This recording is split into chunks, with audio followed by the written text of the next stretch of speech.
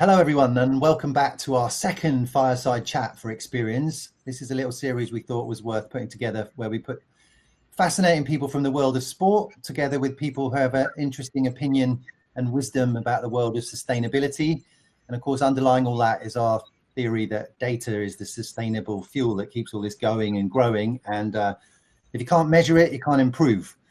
So today we've got a wonderful guest. We'll get to that quickly instead of me talking so much. So Christine Cavallo is here in front of us, and she's going to talk at some length, and I've spoken to her already, so I know what a treat you're in store for.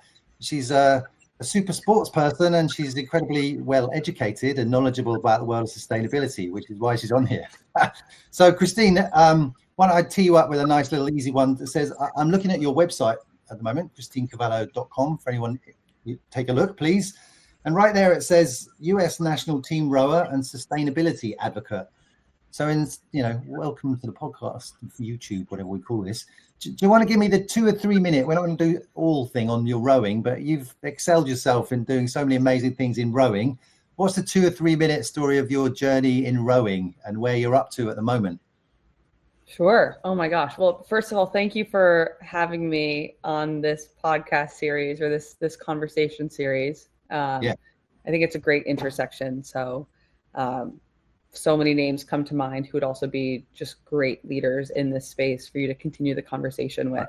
Well, I look forward to the introductions afterwards. Yeah, absolutely. And a very quick caveat, if anyone goes and checks out that website, I don't think I've done anything with it in the last 2 years. So it's a little out of date. Impact on the homepage anyway, you in action. Yeah. But yeah, I guess long story condensed, 15 years of rowing at this point. I began because I got injured doing pretty much everything else. And where I lived happened to be in proximity to a rowing club. And I had a doctor after a knee injury basically say, you could either row or swim. You can't do anything with lateral movement. You can't do anything with impact. And at the time I had friends who were like going to JOs or Junior Olympics in swimming. I was like, yeah, right. If you think I'm about to do my first ever swimming anything, I can swim to survive. I grew up in Florida. I can go to the beach. I'm not swimming for speed. That's not, plus I have asthma. So I just chose the one that was above the water, kind of on a whim.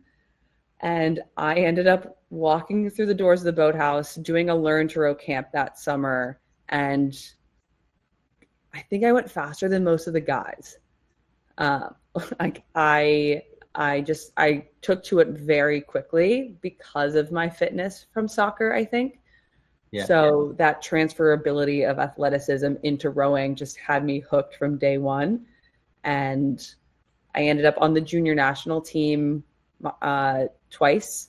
And through that, it was like, oh, mate, I guess I'll row in college. Sure, let's check it out. In retrospect, I can't believe how on the fence I was about competing in college, because that altered the trajectory of my life without a doubt. I think being able to compete at a high level shaped me as a person more than anything else. And I will reaffirm that by saying when I went to graduate, I didn't entirely know what I wanted to do. I studied international relations, but it was very intimidating to go from undergraduate international relations studies to, people dream of working at the UN or working in government or kind of working in these large organizations that I had no idea how to navigate and get into. And most of my summers were spent on the U23 national team. So I think I interned twice, got very lucky with my internships. One was in South Africa because I was studying abroad there. And then second one was in the European Parliament, which was surreal. But then otherwise, I didn't really have practical internship experience. But I also felt that competing on the national team was the best way for me to change who I was as a person and grow into someone that I was really proud of. So in 2018, I dropped out of a master's, kept rowing, and the rowing hasn't stopped since. Right. Before we dovetail into the career, which you're starting to fold in there, which is where we're headed with this, do you want to bring us up to date? I know a little bit about where you're at the moment. The rowing dream is not over, of course. What are you rowing for today, this morning?